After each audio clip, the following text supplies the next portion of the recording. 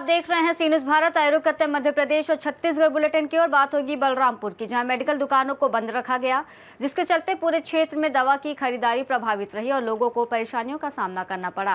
साथ ही बात होगी दुर्ग की, जहां जिले भर में लगभग 1200 मेडिकल स्टोर्स पूरी तरह बंद रहे, जिससे दवा बाजार पूरी तरह ठप नजर आया। ऐसी तमाम खबरों पर विस्तार से चर्चा करेंगे।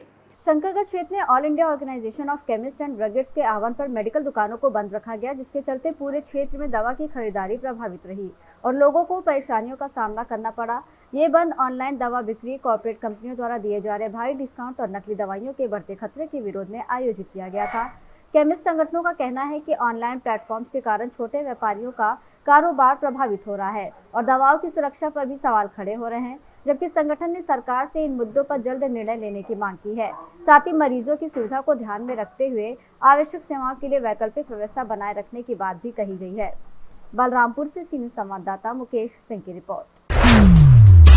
दुर्ग जिले में आज All India Organisation of Chemist and Druggist के आह्वान पर देशव्यापी केमिस्ट बंद का व्यापक असर देखने को मिला, जिसके चलते 1200 लगभग मेडिकल स्टोर्स पूरी तरह बंद रहे और दवा का बाजार ठप हो गया।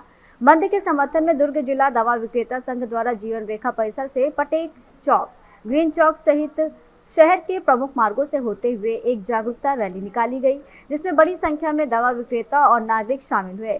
संघ के अध्यक्ष वकार हसन कामदार और सचिव दीपक बंसल के नेतृत्व में निकली इस रैली में ऑनलाइन दवा बिक्री, कॉर्पोरेट कंपनियों की भारी छूट और नकली दवाओं पर सख्त कार्रवाई की मांग उठाई गई। वहीं आम जनता की सुविधा के लिए प्रत्येक क्षेत्र में आवश्यक दवाओं की उपलब्धता सुनिश्चित करने की बात भी कही गई। प्रशासन तक बात पहुंच भी चुकी है, आम जनता तक भी बात पहुंच चुकी है। विगत 4-5 दिनों से सभी के बीच मध्य ये बात हो रही है और आज हम ये बाइक रैली के माध्यम से एक और संदेश देना चाह रहे हैं कि ये जो ऑनलाइन के माध्यम से जितनी नशे की दवाइयां आ रही है, ये बंद होनी चाहिए जी। और इसके साथ साथ हम केंद्रीय मंत्रियों को भी हमने इसके माध्यम से हमने पूरा अवगत करवाया है।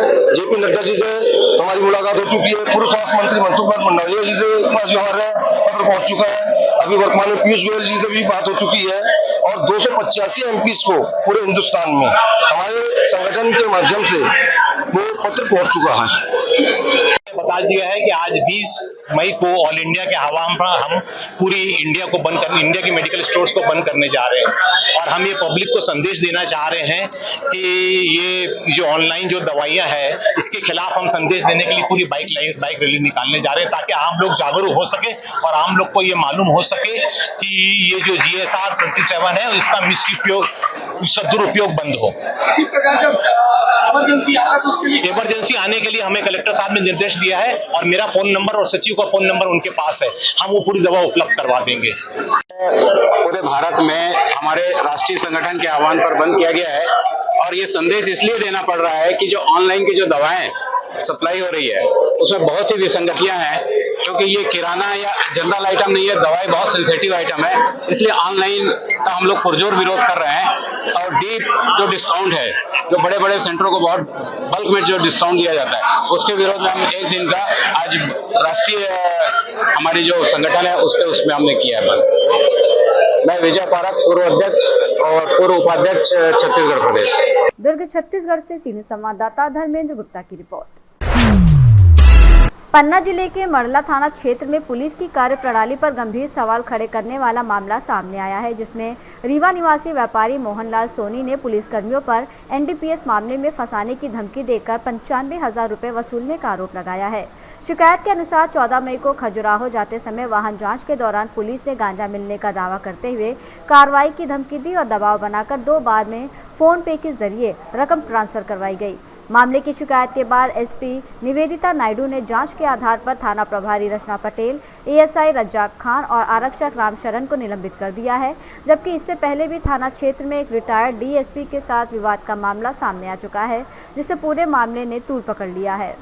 रीवा निवासी शंकर सोनी के द्वारा मेरे ऑफिस में उपस्थित होकर कंप्लेंट करी गई कि उनको फर्जी NDPS के मामले में फंसाने की धमकी मंडला पुलिस के कुछ कर्मचारियों द्वारा दी गई और जिसके एवज में उन्होंने फ़ोन पे 95,000 रुपीज़ ट्रांसफ़र किए। प्रारंभिक जांच में इस घटना में थाना प्रभारी रचना पटेल और उनके साथ 2 ASI रज्जा खान और को निलंबित किया गया है। उनके आवेदक द्वारा कहा गया है कि वो उन्होंने 95,000 रुपीज़ इस